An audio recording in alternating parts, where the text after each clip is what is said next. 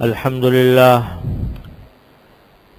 لله نحمده ونستعينه ونستغفره ونؤمن به ونتوكل عليه ونعوذ بالله من شرور أنفسنا ومن سيئات أعمالنا من يهده الله فلا مضل له ومن يضلله فلا هادي له وأشهد أن لا إله إلا الله وحده لا شريك له وأشهد أن سيدنا ونبينا ومولانا محمدا عبده ورسوله صلى الله تعالى عليه وعلى آله وأصحابه وبارك وسلم تسليما كثيرا اما بعد. بزرگان محترم اور برادران عزیز، اللہ تبارک و تعالیٰ کے فضل و کرم سے رمضان کی مبارک ساعتیں اللہ تبارک و تعالیٰ نے میسر فرما رکھی ہیں، جس پر جتنا شکر ادا کیا جائے کم ہے. تقریباً آدھا رمضان گزر چکا اور اب آدھا باقی ہے. فکر اس کی چاہیے کہ اللہ تبارک و تعالی اس مہینے کی رحمتوں اور برکتوں سے فیضیاب ہونے کی توفیق عطا فرمائے، کیونکہ حدیث میں اس شخص کو بڑا نامراد کہا گیا ہے جس پر پورا رمضان گزر جائے اور اپنے گناہوں کی مغفرت نہ کرا سکے.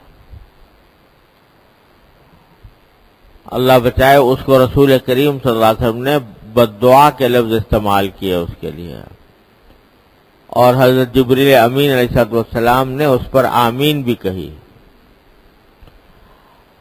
تو یہ اللہ تبارک و تعالی نے جو گھڑیاں عطا فرما رکھی ہیں یہ بڑی نعمت ہے. اور یہ جو بد دعا دی حضور اقدس صلی اللہ علیہ وسلم نے، وہ اس لیے دی اس شخص کو جو کہ سارا رمضان گزرنے کے باوجود گناہوں کی مغفرت نہ کرا سکے. یہ اس لیے دی کہ اللہ تبارک و تعالی نے اس رمضان کے مہینے میں گناہوں کی مغفرت کرنا اور کرانا انتہائی آسان کر دیا تھا. چھوٹے چھوٹے عمل پر مغفرت کے وعدے ہیں. روزہ رکھ لو تو مغفرت، تراویح پڑھ لو تو مغفرت، کسی کو افطار کرا دو تو مغفرت. غرض ہر چھوٹے چھوٹے عمل کے اوپر بھی اللہ تبارک و تعالی نے مغفرت کے وعدے فرمائے ہوئے ہیں. تو مغفرت کے دروازے چوپٹ کھلے ہیں، شیطانوں کو قید کر دیا گیا ہے اور دلوں کو اللہ جل جلالہ کی طرف مائل کر دیا گیا ہے. تو اس لیے مغفرت بہت سستی ہے، آسان ہے. جو شخص اس سے بھی فائدہ نہ اٹھا سکے، اللہ بچائے، تو اس کو فرمایا کہ وہ نامراد ہو جائے وہ شخص. تو اللہ تعالیٰ نہ کرے، اللہ تعالیٰ اس کا مصداق بننے سے ہر مسلمان کو محفوظ رکھے. کوشش کرنی ہے کہ اس مہینے کے اندر اپنی مغفرت کرا کے ان لوگوں میں اللہ تعالیٰ شامل فرمائے جن کو جہنم کی آگ سے آزاد کیا جاتا ہے رمضان کے اندر. اتقاء رمضان، ان میں سے اللہ تعالیٰ شامل فرمائے. تو بھائی، استغفار اور توبہ، اس کی کثرت، اپنے جو گناہ سابق میں ہوئے ہیں ان سے ایک مرتبہ کھلے دل سے اللہ تعالیٰ کے حضور معافی مانگ کے توبہ کر لیں اور استغفار کی کثرت کرتے رہیں. انشاءاللہ ثم انشاءاللہ جب رمضان کا مہینہ گزرے گا تو انشاءاللہ پاک صاف ہو کر، گناہوں سے پاک صاف ہو کر گزرے گا. یہ مہینہ جب رسول کریم صلی اللہ علیہ وسلم نے مہینہ آنے سے ایک دن پہلے شعبان کے آخری دن میں صحابہ کرام سے خطاب فرمایا اور اس میں اس مہینے کی عظمت بیان فرمائی، اس کے فضائل بیان فرمائے، اور اس میں یہ فرمایا کہ یہ شہر الصبر ہے اور شہر المواسات ہے. دو جملے، دو لفظ خاص طور پر استعمال فرمائے. یہ صبر کا مہینہ ہے اور یہ مواسات کا مہینہ ہے. مواسات کے معنی غم خاری، ہمدردی، دوسروں کے ساتھ ہمدردی کا معاملہ کرنے کا مہینہ ہے. تو خاص طور پر ان دو چیزوں کا ذکر فرمایا اس مہینے. یعنی ویسے تو اگر دیکھا جائے تو روزوں کا مہینہ ہے، تراویح کا مہینہ ہے، اور اس کی آپ نے آگے اسی خطبے کے اندر اس کا ذکر بھی فرمایا. لیکن پورے مہینے کا جو نام رکھا اور اس پورے مہینے کو جو لقب دیا وہ شہر الصبر کا اور شہر المواسات کا، کہ یہ مہینہ صبر کا ہے اور مواسات کا مہینہ ہے. صبر کا مہینہ ہونے کے معنی کیا ہے؟ صبر کا مہینہ ہونے کے معنی یہ ہے کہ یہ مہینہ اس غرض کے لیے ہے کہ بندہ اپنے نفس کی تربیت کرے اس بات کے اوپر کہ جس ناجائز کام کا دل چاہ رہا ہو آدمی اللہ کی خاطر اس سے رک جائے. روزہ اسی کی مشق ہے. کھانے کو دل چاہ رہا ہے نہیں کھائیں گے، پینے کو دل چاہ رہا ہے نہیں پیئیں گے، بیوی کے ساتھ اختلاط کا دل چاہ رہا ہے نہیں کریں گے. کیوں نہیں کریں گے؟ اس لیے کہ اللہ تبارک و تعالی نے منع کر دیا. تو نفسانی خواہشات کا مقابلہ اور نفسانی خواہشات کو اللہ کے حکم کے آگے پامال کرنے کا عمل، اس کی مشق کرائی جا رہی ہے. اس لیے اس کو کہا گیا شہر الصبر. صبر کے لفظی معنی ہے قرآن شریف میں بہت استعمال ہوا ہے. اللہ تعالیٰ نے اس کی بڑی فضیلت بیان فرمائی ہے. ہمارے ہاں اردو میں تو صبر کو صرف اتنا سمجھتے ہیں کہ بھئی کسی کو تکلیف پہنچ گئی، مصیبت آ گئی، کسی کا انتقال ہو گیا، صبر کرو، یعنی اس کے اوپر کچھ زیادہ جزا فضا نہ کرو کوئی. لیکن شریعت میں صبر کا مفہوم بہت وسیع ہے. صبر کے معنی ہے نفس کو باندھنا، اپنے آپ کو باندھنا. لفظی معنی یہ ہے اس کے. باندھنے کے معنی یہ کہ نفس تو بھاگنا چاہ رہا ہے. مثلا نماز کا وقت ہو گیا، نفس بھاگنا چاہ رہا ہے کہ یہاں سے نکلوں کہیں اور بھاگوں. صبح کو فجر کا وقت ہو رہا ہے اور نماز کی آواز دی جا رہی ہے، نفس چاہ رہا ہے کہ میں سوتا رہوں. وہ نماز سے بھاگنا چاہتا ہے. اس کو باندھنا کہ نہیں کہیں اور نہیں جاؤ گے، نماز کو جاؤ گے. تو نفس کے خلاف، اس کی خواہشات کے خلاف، اس کے تقاضوں کے خلاف اللہ تبارک و تعالیٰ کے حکم پر عمل کرنا، یہ صبر ہے. صبر علی الطاعہ اس کو کہتے ہیں. جس عبادت کی، جس طاعت کی انجام دہی میں نفس رکاوٹ بن رہا ہو، وہاں نفس کی بات نہ مانے، اللہ کی بات مانے، یہ صبر علی الطاعہ ہے. اور اسی طرح نفس بھاگ رہا ہے معصیت کی طرف، گناہ کی طرف. فلاں گناہ کر لوں، فلاں گناہ کا مزہ لے لوں، آنکھوں کو غلط استعمال کر لوں، زبان سے غیبت کر لوں، جھوٹ بول دوں، رشوت لے لوں. یہ دماغ پہ شیطان اور نفس جو ہے وہ گناہ کی طرف لے جا رہے ہیں. تو اس نفس کو باندھنا کہ نہیں تجھے اس معصیت کی طرف نہیں جانے دوں گا، یہ صبر علی المعصیہ. تو نفس کو باندھنے کا ساری تربیت رمضان میں یہی کی جا رہی ہے کہ اللہ کے حکم کو ماننے کی عادت ڈالو، نفسانی خواہشات کے پیچھے چلنے کی نہیں، اللہ کے حکم کو ماننے کی عادت ڈالو۔ اس لیے فرمایا شہر الصبر۔ تو بھائی کھانا پینا چھوڑ دے آدمی روزے میں، اور گناہ نہ چھوڑے، رشوت کھانا نہ چھوڑے، چوری کرنا نہ چھوڑے، غیبت کرنا نہ چھوڑے، جھوٹ بولنا نہ چھوڑے، تو کیا ہوا بھائی؟ وہ صبر کا جو مہینہ تھا اس کا تم نے فائدہ تو اٹھایا نہیں، صرف کھانا پینا ہی چھوڑ دیا، اور جو پہلے سے گناہ کے کام تھے وہ چھوڑے نہیں۔ تو اللہ بچائے صبر کا وہ فائدہ حاصل نہ ہوا، روزے کا وہ فائدہ حاصل نہ ہوا کہ جس کو قرآن نے کہا تھا لعلکم تتقون۔ تو نبی کریم سرور دو عالم صلی اللہ علیہ وسلم فرما رہے ہیں کہ یہ مہینہ صبر کا مہینہ ہے، صبر کا مہینہ ہے، لہذا عادت ڈالو اس بات کی کہ نفس جن گناہوں کی طرف مجھے لے جانا چاہ رہا ہے میں اس کی مخالفت کر کے، اس کی خواہشات کو پامال کر کے اللہ کا حکم مانوں گا۔ یہ ہوا معنی شہر الصبر کے۔ اور دوسرے فرمایا شہر المواسات، یہ ایک دوسرے کی غمخواری کا مہینہ ہے، ایک دوسرے کی ہمدردی کا مہینہ ہے۔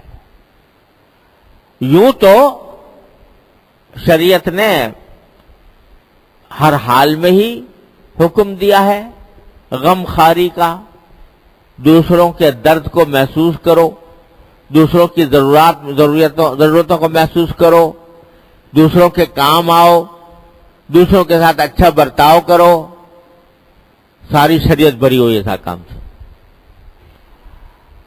لیکن اس خاص رمضان المبارک کے مہینے میں اس کو کہہ دیا کہ یہ مہینہ ہی غمخواری کا ہے، یعنی وہ جو ہم نے تمہیں حکم دیا ہے عام حالات میں کہ دوسروں کے ساتھ اچھا برتاؤ کرو، اس کے کام آؤ، ان کی خدمت کرو، ان کے دکھ درد میں شریک ہو، ان کے ساتھ ہمدردی کا برتاؤ کرو، اس کی مشق کرو اس رمضان کے مہینے میں۔ مشق یہ کرو کہ اس میں زیادہ سے زیادہ دوسروں کی ہمدردی کے کام کرو، اور لڑائی جھگڑے سے بچو۔ یہاں تک فرما دیا کہ ان جہلا علی احدکم جاہل، اگر کوئی تم سے لڑائی کرنے آ جائے، لڑائی کرنے اور لڑنا چاہے، تو کہتے اسے کہہ دو انی صائم، بھائی میرا روزہ ہے۔ جب کوئی شخص لڑائی کے موڈ میں آ جائے اور برا بھلا تمہیں کہنا شروع کر دے اور بلند آواز اس کی ہو جائے، ڈانٹ ڈپٹ شروع کر دے، تو تمہارے نفس کا تقاضا تو یہ ہوگا کہ جتنی زور سے یہ بول رہا ہے اس سے دگنی زور سے میں جواب دوں اس کا، اور جس ترارے میں یہ آیا ہوا ہے تو میں بھی اتنے ہی ترارے میں آ کے اس کو اینٹ کا جواب پتھر سے دوں۔ لیکن سرکار دو عالم صلی اللہ علیہ وسلم فرماتے ہیں نہیں، یہی تو موقع ہے تمہارے امتحان کا کہ کیا تم بھی اسی طرح جہالت کا معاملہ کر کے تم بھی اسے وہی لڑائی پہ اتر آؤ گے؟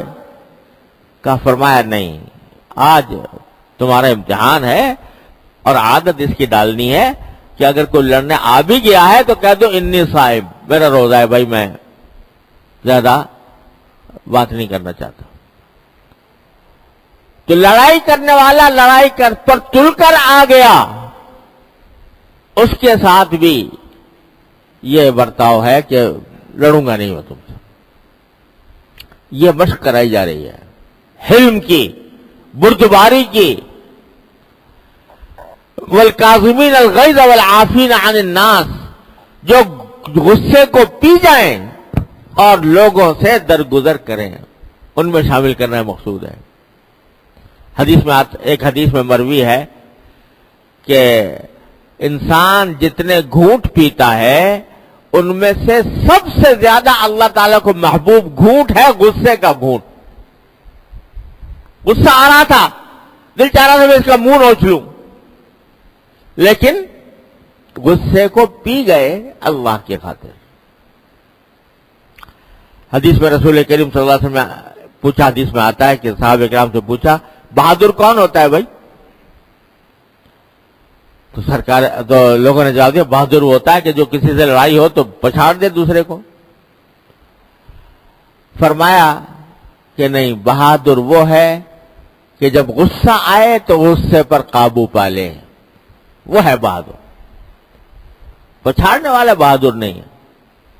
بہادر وہ ہے کہ غصہ آ رہا تھا زبردست، دل چاہ رہا تھا میں اس کا منہ نوچ لوں، اس کو برا بلا کہہ دوں، اس کو گالیاں دے دوں، لیکن اللہ کی خاطر غصے کے گھونٹ کو پی گیا۔ یہ مقصود ہے۔ تو دوسروں کے لیے راحت کا سامان بنو، تکلیف کا سامان بننے سے بچو، اپنی ذات سے کسی کو تکلیف نہ پہنچے۔ یہ مواسات، تو مواسات یعنی غم خواری، دکھ درد میں دوسرے کے شریک ہونا۔ یہاں تک فرمایا کہ افطار کرا دو، افطار کرا دو کسی کو، تو کتنی بڑی فضیلت بیان فرمائی کہ اگر کوئی شخص ایک گھونٹ سے افطار کرا دے اللہ تبارک و تعالیٰ اس کو آخرت کے پیاس سے محفوظ رکھے گا۔ تو کیا مطلب ہے کہ بھئی افطار کے وقت میں خود تو تم نے افطاریاں جمع کر کے رکھی ہوئی ہیں اور بہت کچھ جمع کر لیا، لیکن یہ بھی دیکھو کہ تمہارے آس پاس جو لوگ ہیں وہ بھی آیا افطار کے کرنے کی پوزیشن میں ہیں، ان کے پاس بھی اتنا ہے کہ وہ خود افطار کر سکے، اپنے بچوں کو کرا سکیں، اپنے گھر والوں کو۔ لہذا فضیلت بیان فرما دی دوسرے کا افطار کرنے کی، اور کہتے ہیں پیٹ بھر کا اگر کھلا دیا افطار کے موقع پر کسی کو تو اللہ تبارک و تعالی حیض و کثر سے ایسا جام پلائیں گے کہ اس کے بعد کبھی پیاس ہی نہیں لگے گی۔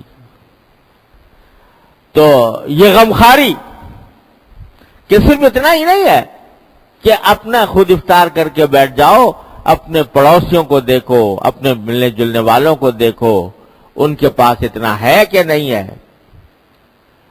اور ویسے بھی دوسروں کو صدقہ خیرات کی کثرت، حدیث میں آتا ہے کہ رسول کریم سرور عالم صلی اللہ علیہ وسلم رمضان کے مہینے میں آپ کی سخاوت کہیں سے کہیں پہنچ جاتی تھی۔